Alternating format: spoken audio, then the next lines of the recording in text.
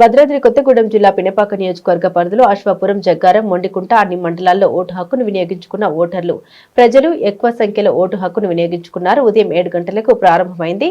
Polling కేంద్రాల వద్ద ఓటర్లు బారులు తీరారు. వారు 7 గంటల నుండి 1 గంట వరకు టైం ఉండడం వల్ల ఓటును వినియోగించుకున్నారు. ప్రజలు ఎన్నికలు ప్రశాంతంగానే కొనసాగాయి. ఎటువంటి అవాంఛనీయ సంఘటన జరగకుండా పోలీసు శాఖ వారు కట్టుదిట్టమైన భద్రతా ఏర్పాట్లను చేశారు. DSP Ravinder Reddy, CI Ashok Reddy, SI Rajesh, police సిబ్బంది ప్రజలు ప్రశాంత వాతావరణంలో ఓటు హక్కును వినియోగించుకున్నారు.